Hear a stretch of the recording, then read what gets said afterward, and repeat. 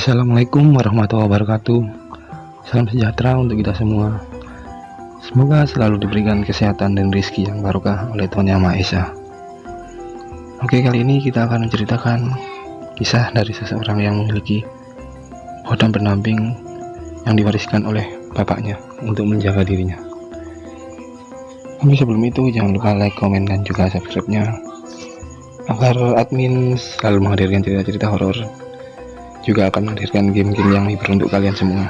Oke, tanpa basa-basi, mari kita mulai ceritanya. Akan ceritakan kisahku. Namaku Gesang. Aku adalah anak sembatamaya. Bapakku bernama Susilo dan ibuku bernama Sekar. Aku sejak umur 3 tahun sudah ditinggal mati oleh bapakku. Umurku sendiri sekarang 15 tahun. Aku sendiri tidak tahu penyebab meninggalnya, dan ibuku tidak pernah memberitahu riwayat dari bapakku. Yang pasti, bapak itu orangnya baik hati. Dia juga sangat sayang dengan keluarga. Sebelum meninggal, dia menitipkan kalung yang isinya berupa tulisan-tulisan yang aku sendiri tidak mengetahuinya. Kata ibu, aku tidak boleh melepasnya dan harus memakai untuk menjaga diri. Aku juga semakin penasaran.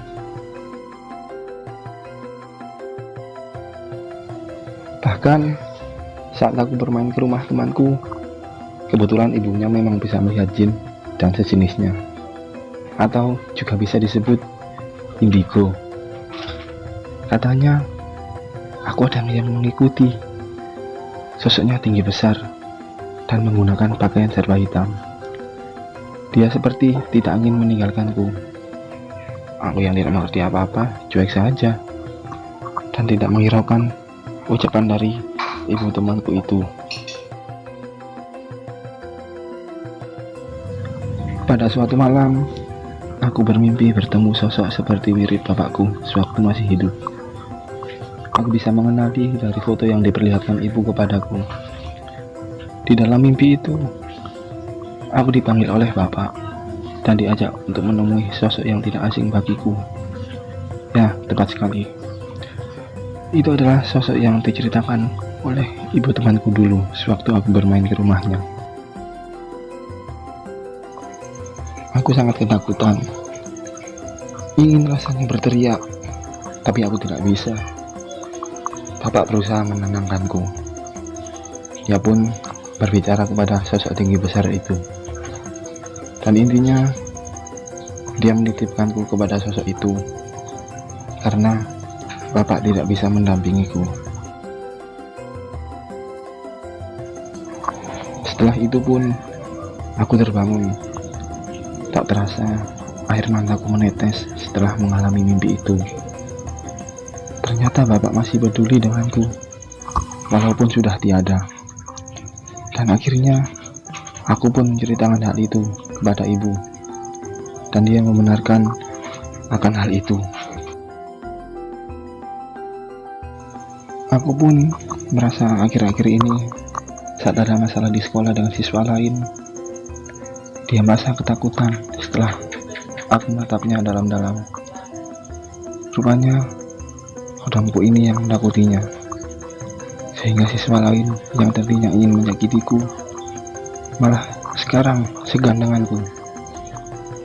Tapi aku masih rendah hati dan tidak semena-mena kepada yang lain. Pada suatu malam, aku iseng-iseng ingin memanggil kodamku itu. Ternyata dia sudah ada di depanku, dan dia sangat besar sekali. Aku pun berbincang-bincang dengannya. Sebut saja namanya Mbah Reksorogo. Mbah Rekso menceritakan bahwa dia bertemu bapak di hutan. Saat itu bapak sedang menyadap getah karet, dan saat akan menyadap pohon yang terakhir, bapak bertemu dengan Mbah Rekso sambil mengucapkan salam. Bapak mengajaknya untuk ke rumah agar tinggal di sana, dan Mbah Rekso itu pun mau.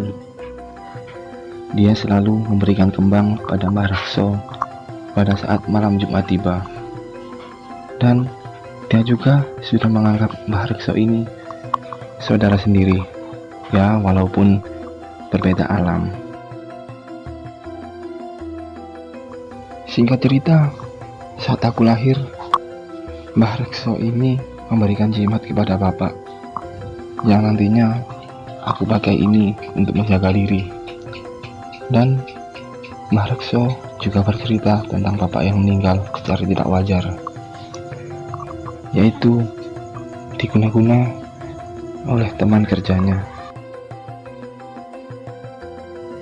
Mbah Rekso yang ingin membalas dan mengembalikan barang yang digunakan untuk menyakiti bapak itu, akhirnya dia pun dilarang oleh bapak.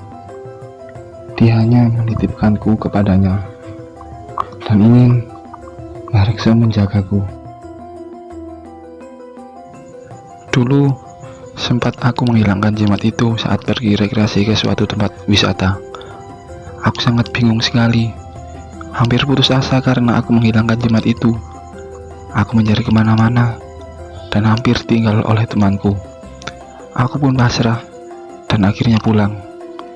Saat malam hari, waktu akan tidur, tiba-tiba jimat itu sudah ada di mejaku, dan Mbah Rekso juga ada di sana dan mengingatkan jangan sampai jimat itu hilang lagi.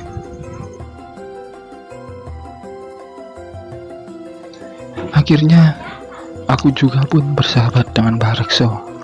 Dia selalu menjagaku dari siapapun yang ingin berbuat jahat, tapi aku tidak pernah ingin membalasnya. Bahkan ada beberapa temanku yang juga indigo sempat juga berkenalan dengan Mbah Rekso. Katanya dia baik sekali dan tidak seperti khodam-khodam pendamping lainnya yang selalu mencari keributan. Aku juga tidak lupa dengan bapakku. Setiap hari aku selalu membacakan doa untuknya, dan setiap hari Kamis selalu takziah ke makamnya. Memang bapakku sudah tiada, namun aku tidak akan melupakannya. Dan pada Kamis malam Jumat juga aku sempatkan untuk melakukan ritual agar bisa berbicara dengan Mbah Rekso. Dia hanya meminta kembang saja. Terkadang di situ juga ada sosok bapak yang tiba-tiba hadir di tengah perbincanganku dengan Mbah Rekso. Kami pun berbincang-bincang sampai aku ketiduran, dan rasanya nyaman sekali.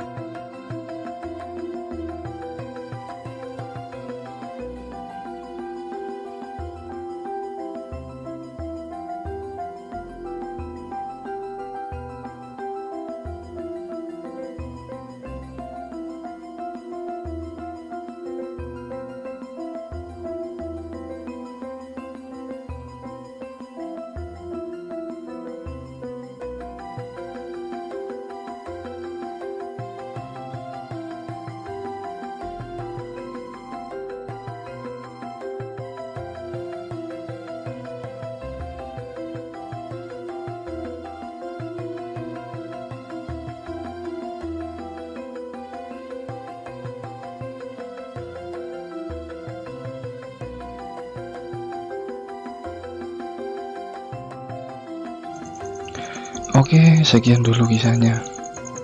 Jadi pesan moral yang dapat kita petik dari cerita ini adalah jangan lupa untuk beribadah dan selalu meminta perlindungan kepada Tuhan, karena sesungguhnya Dia yang maha berkuasa atas segalanya di dunia ini.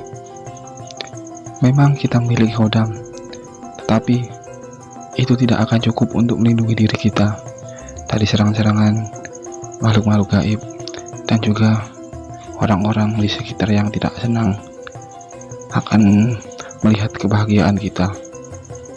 Oke, sekian dulu. Assalamualaikum warahmatullahi wabarakatuh. Salam sejahtera.